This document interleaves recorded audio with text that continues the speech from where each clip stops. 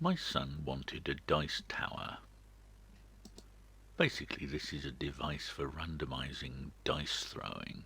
Essentially, it's a kind of tower where you put the dice in at the top and it falls down through, hitting various baffles and deflectors, and comes out at the bottom in a completely and thoroughly random manner.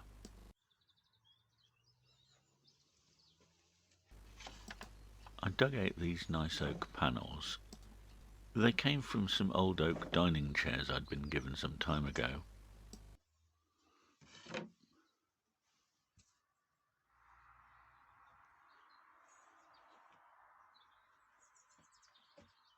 And I remembered these lovely thin panels of solid ash. Rather unusually, they were the drawer bottoms in an otherwise fairly plain pine chest of drawers I'd been given. I really don't quite understand why anybody would make a chest of drawers out of some distinctly ordinary yellow pine and then hide away in the bottom of the drawers the beautiful grain on this lovely ash. But that's my gain, and here it is.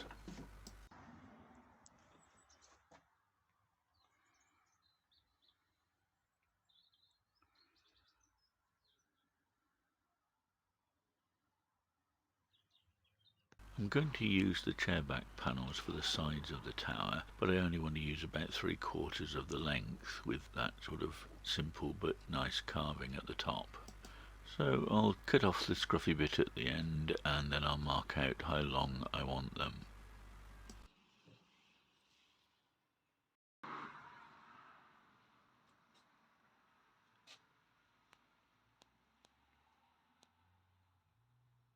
Then I took one of the ash panels and sawed it into strips all the same width. These strips will be cut into lengths for the front and the back and the baffles inside the tower. And so I cut a strip for the back, which has to be exactly the same length as the sides of the tower.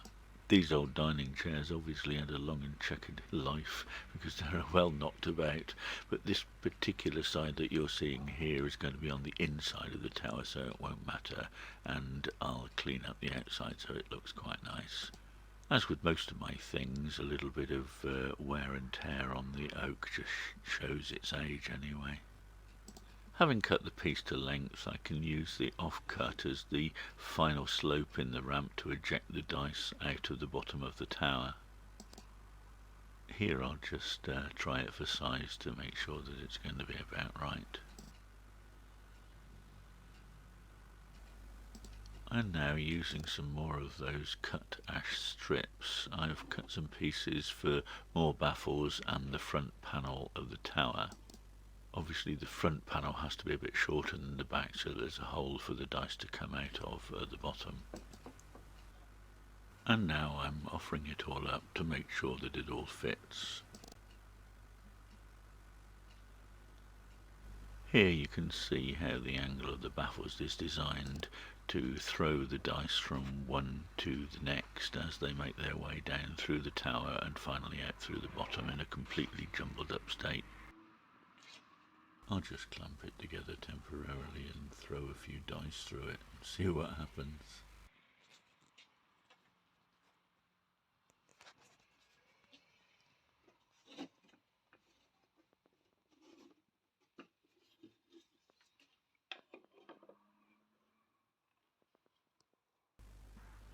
I didn't actually have any dice to hand, so I just found a piece of old oak rod and cut a few squares off the end of it to make some pretend dice just to test the machine.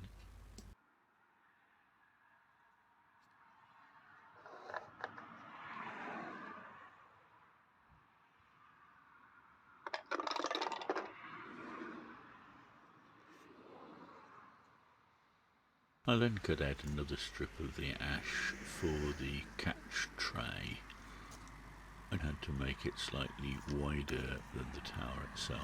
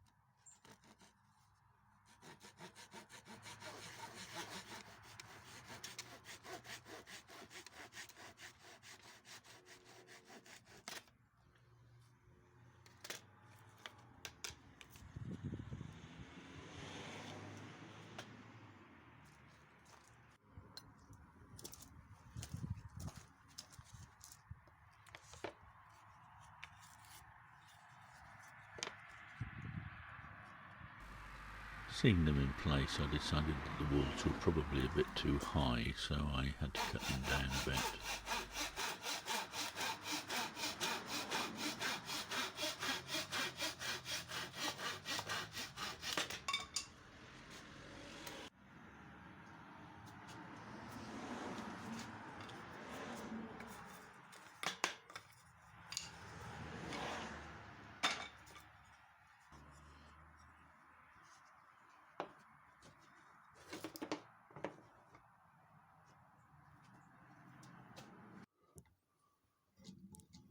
I decided to use the router to cut a tongue and groove all round the catchment tray pieces to join it together nicely. So I plugged in the sawdust extractor and then found and fitted the right size router bit.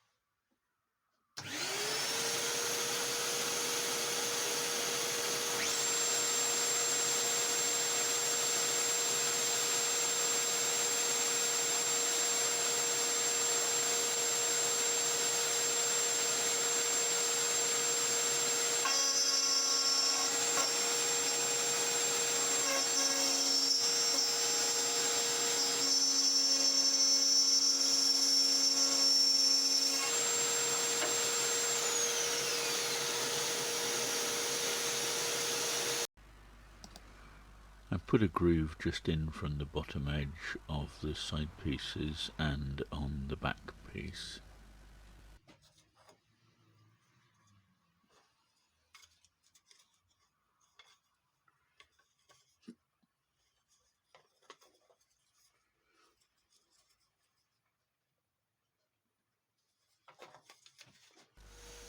And then using the router I cut a corresponding tongue all the way around the edge of the catchment tray base.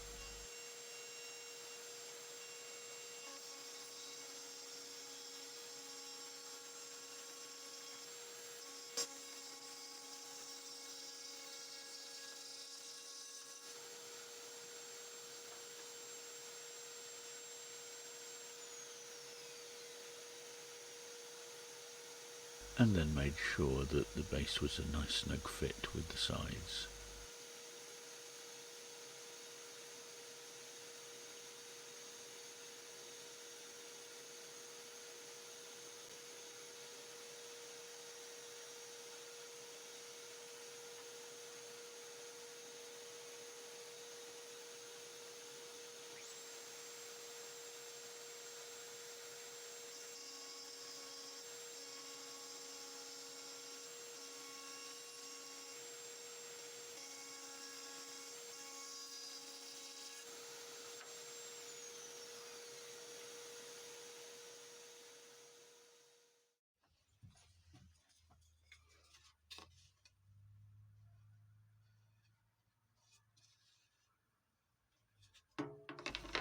I made a little half lap joint in the ends of the side pieces where it fitted onto the end piece so that the groove wouldn't show when it was all glued up.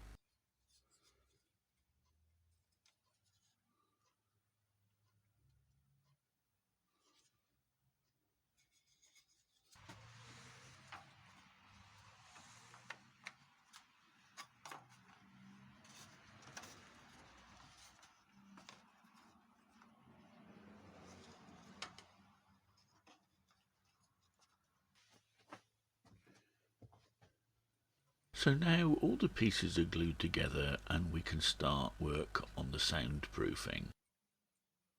I shall be using green baize, under which I shall put a layer of thin foam.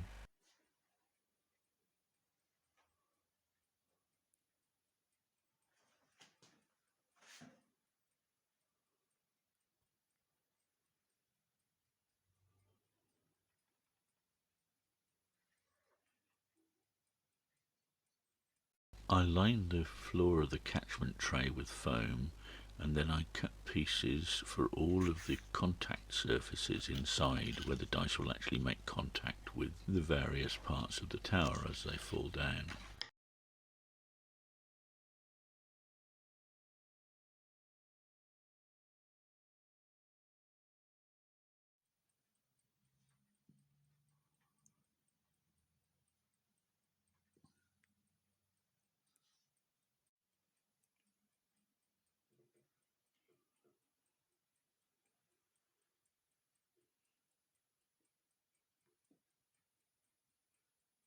And now it's time to cover it with green baize, which will help with the sound muffling, and it'll also make it look nicer. As you can see, I've left one side of the tower off so that I can get in and do all this work. Once it's all finished, I will put the final side on and finish it all off. Here we've just held the side on with an elastic band so we can test it and make sure that it actually works.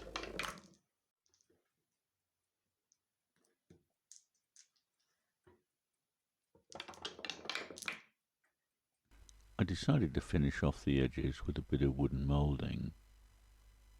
Firstly around the edges of the catchment tray, and then around the top of the tower itself.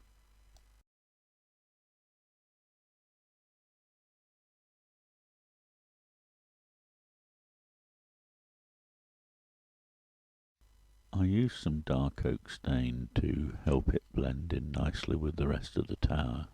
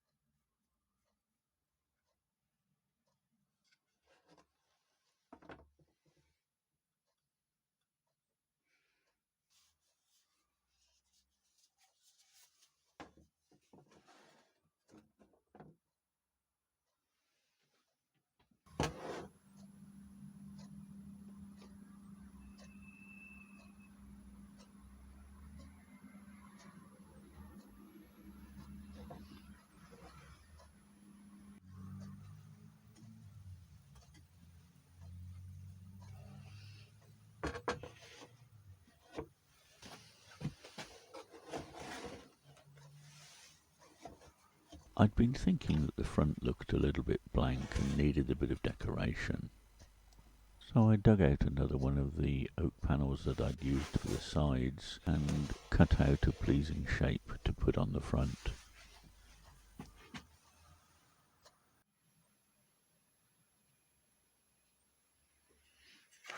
And here it is after 3 coats of varnish. I'm just putting a final coat of beeswax polish on it to finish it off.